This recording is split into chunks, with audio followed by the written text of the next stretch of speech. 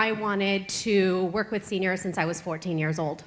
I had personal experiences that led me down a path of understanding what does it take to make a difference in a senior's life, how can it personally affect us all, and what are the important impacts that we need to make on today's world in order to enrich the lives of our seniors.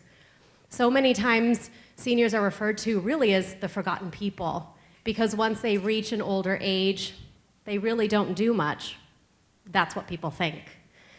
In common days, the word retirement is known as essentially the period in one's life where they decide to wrap up their work experience, call it a day at their 9-to-5 job, and transition into hanging out with family members, traveling, cooking, taking up some hobbies, and yes, bingo. Retirement today is a dreaded word for many seniors that are turning 65. 10,000 people a day are turning 65. From the years 1946 to 1964, 76 million people were born. This population is known as the baby boomers. It's a significant amount of people that were born, cultivated a society, and now contribute to 2/3 of the wealth in the United States of America. And it's because of their efforts and because of their work and because of the amount of people in that population that we are the way we are today. There are a few things that, if you ask a lot of seniors, sentiments and opinions about what it's like to age in today's society. And for the most part, a lot will tell you it's the worst experience they've ever had in their life. And there's two main reasons for that. Number one is financial sustainability. And number two is the overall health care and their condition of health. These two go hand in hand. There's a common phrase that said, health is wealth, and wealth is health. Financial sustainability is the #1 killer of the aging population. 30 years ago, when people were planning their retirement and planning the joyous day when they don't have to wake up in the morning and they're not working for the man and they're not schlepping and making sure that they can put food on the table for their families. The plan was really, well, how much money do I need to pay the expenses I currently pay now on a month-to-month basis? Not much insight was given into, well, what will happen to me when I age? What will happen to me after I do turn 65? Is it essentially just living off of what I can live off of? What happens after that? One big precursor to financial sustainability is understanding and planning accurately. The plans that people make don't account for and did not account for significant changes in a person's life. Sure, you save for your expenses of mortgage, food, transportation, but the average cost of living today for a person over 65 years old is $125,000 a year. And that does not include additional expenses for healthcare. So, what does that mean? A lot of people are losing the money that they could be getting at the age of 65. Medicare is significantly declining, the reimbursement for it. Social Security Administration is now decreasing the amount of money that you're able to receive at 65 years old. Instead of 100% of your reimbursement, you're only getting about 93%. That's a huge impact for someone who's only living off of about $900 a month. Today, healthcare, people are living longer. It's not the expectancy of 75 years old anymore like we thought it might have been 30 years ago.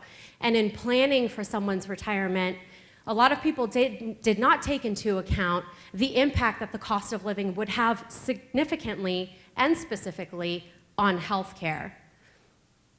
What happens when you have a significant injury or a health issue that causes you to now go from $5,000 worth of expenses a month, which is what you plan for, to now $10,000 and $15,000 a month because you need 8 hours of assistance from a private caregiver who can bathe you, feed you, dress you, and overall make sure that you stay alive. These are the types of things that are impacting and burdening our seniors, which is why they feel like this is the worst experience they've ever gone through. In my personal experience as a healthcare administrator, which I've been doing for almost 10 years now, I've seen a significant amount of people question, what happened? Number one, they never expected to live as long as they're living. And so now they've gone from possibly a very affluent way of life to now an impoverished way of life because they ran out of money.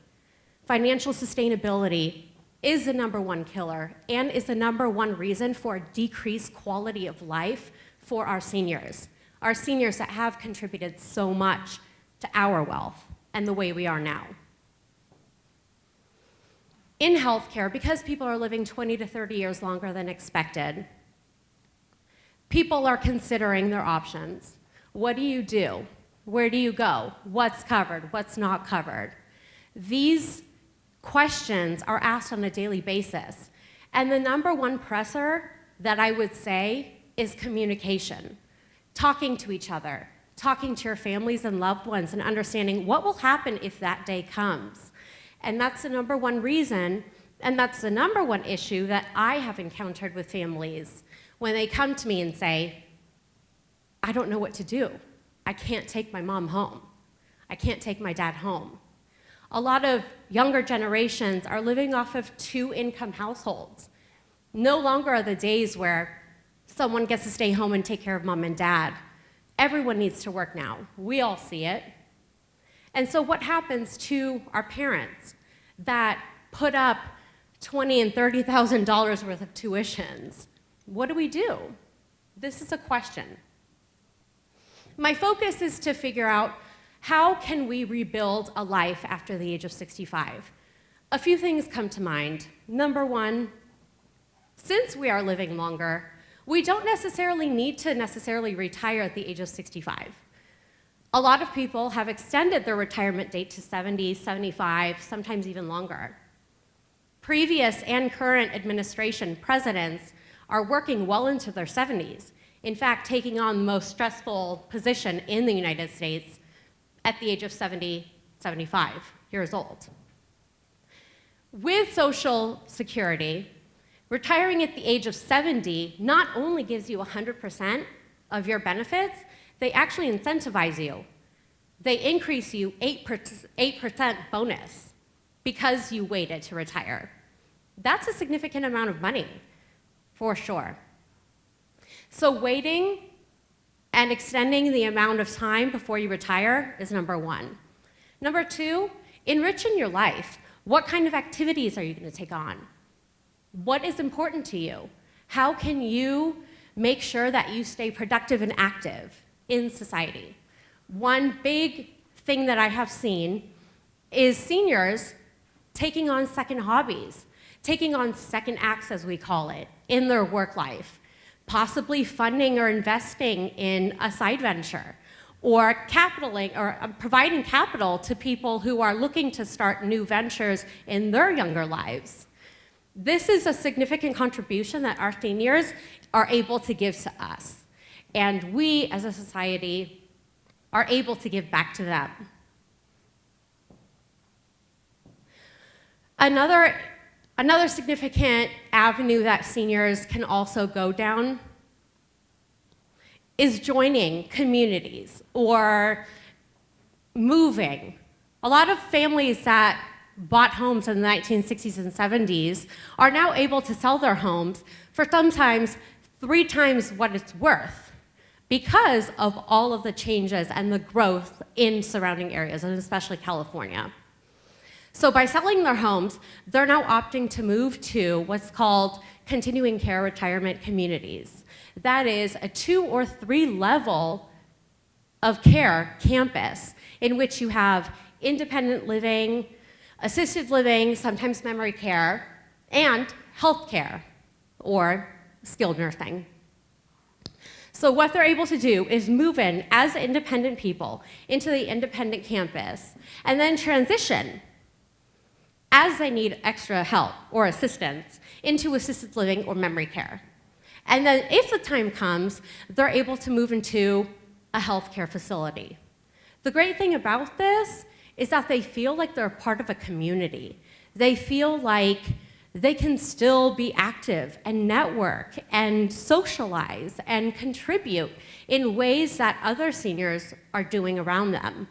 This is a big impact on seniors' lives when we're talking about how do we rebuild it. They definitely want to feel like they're still able to make an impact, that they're still able to have a purpose, and that they're still able to live independent, functional lives. They don't want to be considered the population that, just hangs out at the senior center. They want to actually do something, and we see that every day. So what I implore each person to do is to contribute in your own way to seniors. How can we make an impact to the generation that contributed so much to us? How do we engage them? How do we provide opportunities to our seniors that honestly really want so much to help and so much to contribute and share their wealth of knowledge and advice and feedback? And what can we give to our own people to make sure that they are happy? I certainly don't want to hear seniors say that aging is the worst experience of their life. That, to me, breaks my heart.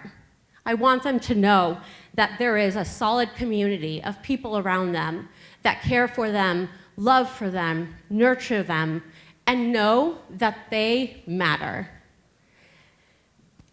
I implore everybody, and as an administrator, one of my jobs is to educate and to advise people, to communicate with your loved ones. Lay all your cards out on the table. What is it you want to do? What is it you want to happen to you in your life or your parents' life? What path do you want to go down to make sure that your life is as significant in 30 years as it is now? And that essentially is communication. But the most important thing is do not forget our seniors. Rebuilding lives is not easy. And when everyone gets so focused on what's going on in their life and in their bubble, we forget the people that made such an impact on our lives. So with that, thank you, and don't forget to give your parents and your grandparents a hug.